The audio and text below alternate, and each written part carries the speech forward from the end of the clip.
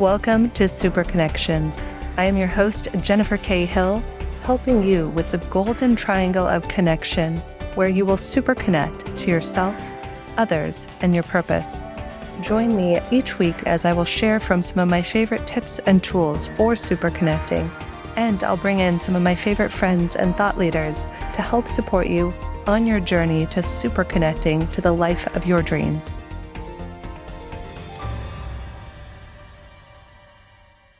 Hello, friends, and welcome back for episode 31 of the Superconnections podcast. I'm Jennifer K. Hill, and it is my privilege and honor to drop in with you once a week for 15 to 20 minutes of wisdom on how to superconnect to yourself, others, and your purpose. Today, we have a new friend who I respect and admire, and I love what she's creating in the world. She's about to have a new book launching, actually right around the time that this episode's going to drop, and that is Liv Fisch. She is a master coach, #1 bestselling author, and creator of Spiritual Heartbeat, which happens to also be the name of her new book coming out soon. It's a powerful framework that helps individuals and teams align their inner world with their outer success. And she has over 20 years of experience doing this work in combination with somatic healing, emotional intelligence, and leadership strategy to help high-performing leaders unlock confidence, resilience, and authentic impact. She is also the creator of the Be Human Medicine app, which is launching soon as well, and I encourage you to check that out as a digital hub for guided practices, meditations, and tools for embodied leadership. Liv, thanks so much for being here with us. Thank you so much, Jennifer. It's my pleasure. Yeah, so I love from the moment you and I did our first call about a couple months back, I just loved your message, love what you're up to in the world. And I thought you could be a great guest for this show to teach people how do we super connect? You and I were joking in the call, like, I'm really good, I can connect people outwardly, but you're so good at helping people connect inwardly. So tell us a little bit about maybe some of your favorite tools and frameworks, whether it's the spiritual heartbeat or other tools that you want to share about today, of how we can help people to super connect to themselves. Yeah, great question. A powerful question that I think we can all ask ourselves, right? Because it's not a one size fits all, unfortunately. But what I've decided to do is do my best to really bring together the 20 years of knowledge I've accumulated with the coaching I've done. And I put together these 7 spiritual principles that are in this book. And what I recognize is that when my clients come to me, they come to me with lots of different challenges or stories or pain points in their life. And what I found is that the answer is usually one of these 7 spiritual principles. And with the help of my own guides, with my own work, as well as deep meditation and a little bit of research help with some AI tools, we narrowed it down to these 7 spiritual principles. And it's been really fun to do. And I'm so excited to share it with people. So I will give you some practical things for your guests here and the people, because you ask a very interesting question. A lot of people have a lot of external success and they have everything they need. They have food, they have a roof, they have friends, they have health, enough vitality, but they don't necessarily feel that good inside. And how do you match that inner success essentially with the external versions of success and really connect to the thing that matters most, which is your connection to yourself, your purpose, who you are, and why you're here. And when we can get that dialed in, it feels really good. The impact of that is big. So I'll just share a few principles with you, but I think that the space I like to start with people is what I call radical living, and the ability to really be honest with yourself and recognize that you are in charge of creating your life, and not by default, but by design. So when we claim that full responsibility for life and for what we're creating in it, we are able to step out of victimhood and into liberation by choosing that truth over the comfort and action over blaming external circumstances. So the thing I like to start with clients who maybe are coming in pretty stuck is to just recognize, where are you complaining, blaming, or waiting for someone else to solve this thing for you? That is so important and it's so natural. Give a call to someone on the phone and, oh, I'm so busy. This happened, that happened, this happened. And so did this and that and this. But we can practice conscious complaining because we do need places to connect and vent. And that's Conscious really okay. complaining. I love Conscious that. complaining. Yeah, we have to practice. So if we can create relationships, we can call our friend and say, hey, can I just do some conscious complaining with you so I can identify here's the discomfort? Because underneath all of our complaints is a powerful desire that sits right underneath. And that is our job. And with the help of community, with our friends, with our networks, if we can recognize and say to them, hey, let me do some conscious complaining so I can find the powerful desire underneath, boom, we are in radical living.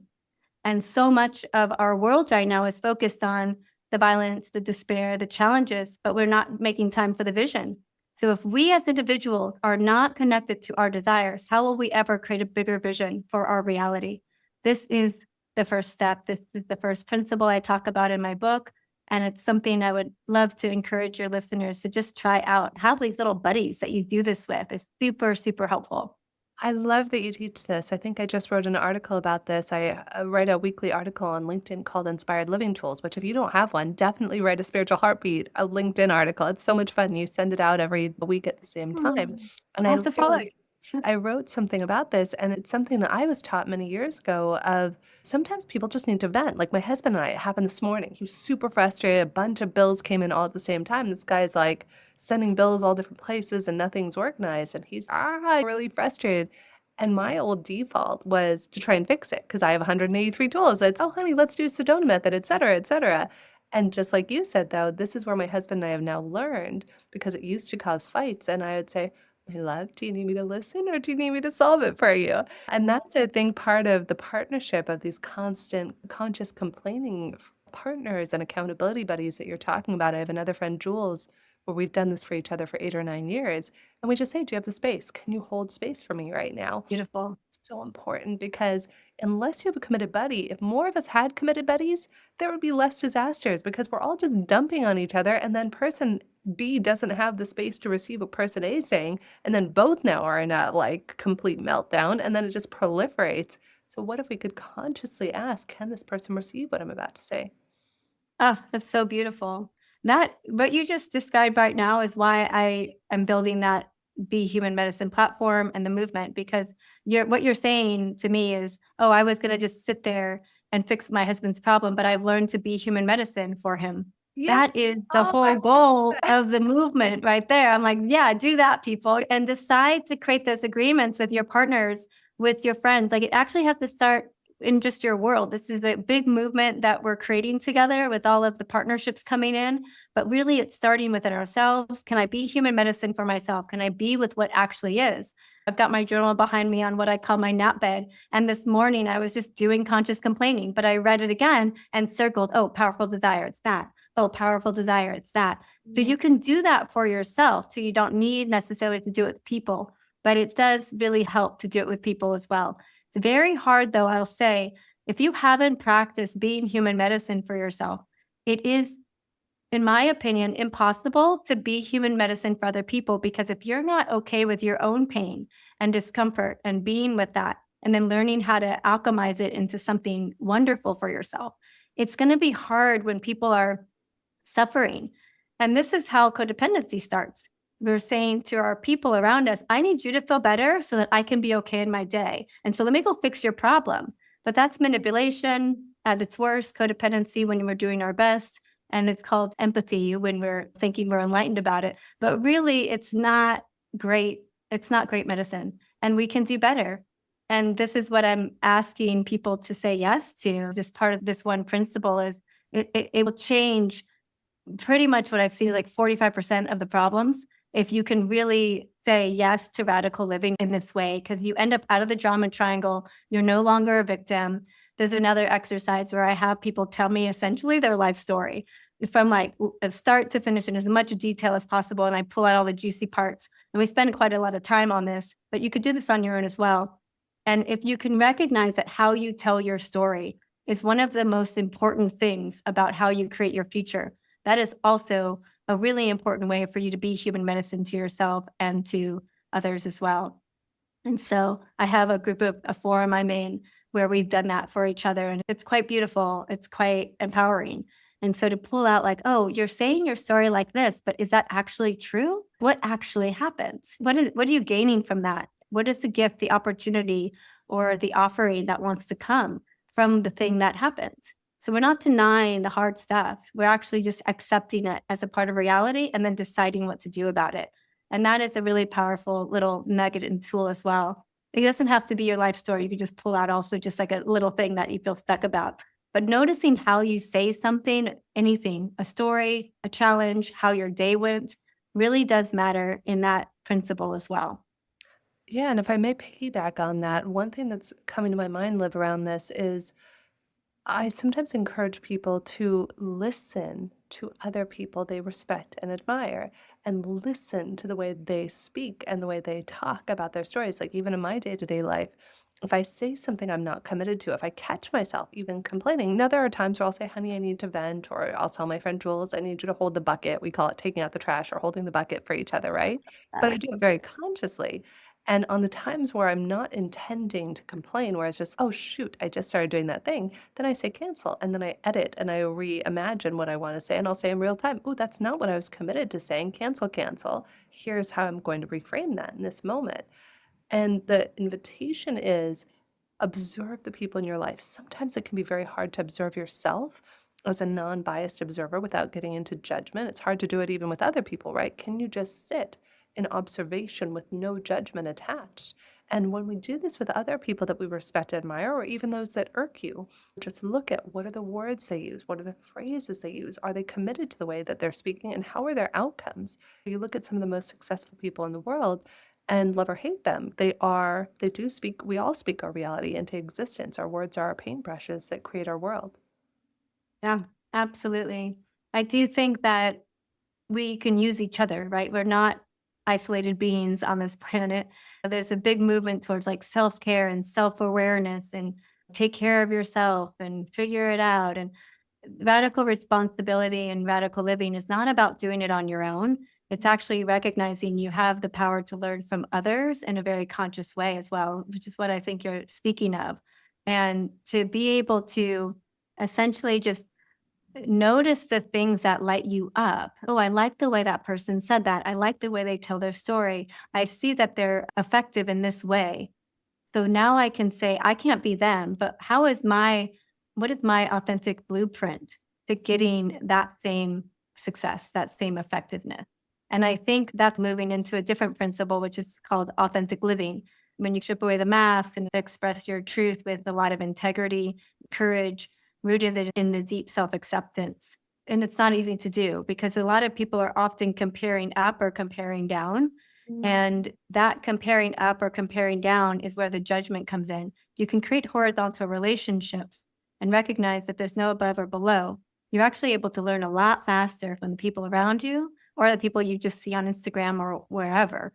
You can learn from that by recognizing when there's a comparison up or down. And then really work on where are you holding vertical relationships still and see if you can, even sometimes it happens in the spiritual community with people guides and spirit team. You can hear it in the language of, oh, my guides are this thing up here, and it's horizontal everywhere, horizontal relations everywhere. Mm. That is super, super effective in some of the pieces you're talking about to learn faster. The whole point of this movement as well is to be more effective, is to actually learn faster and achieve at the highest level possible your potential and the potential of the collective. And so these are strategies. It's like this taking the spirituality out of the yoga studio or in your meditation and bringing it into the tangible in everyday life. That is the hope that I think both of us share in our work together, that hope to bring to people. That's incredible. We have so much wisdom, Olivia, and we want to give everybody a taste of the milk, but not the whole cow, right? Because we want them Yeah, to yeah. check out the book, Spiritual Heartbeat.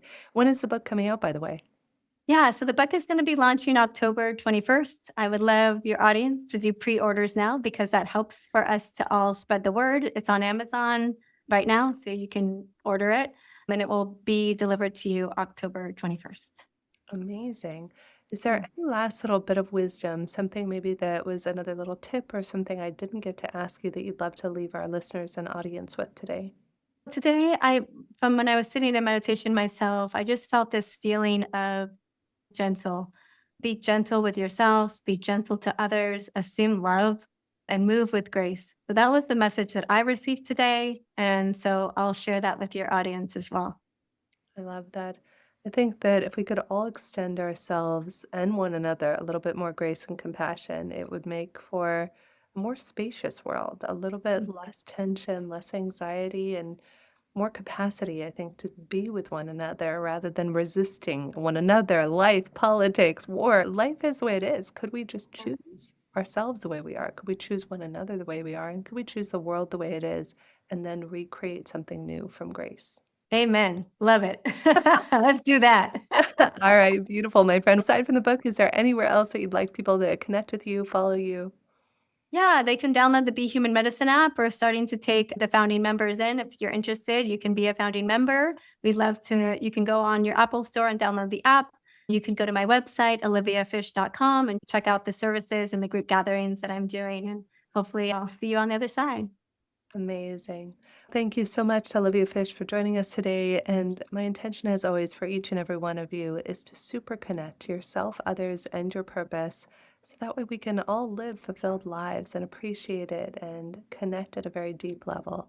May you find intimacy with yourself and with everybody you encounter in your life. I am Jennifer Cahill, and it's a pleasure to be with you.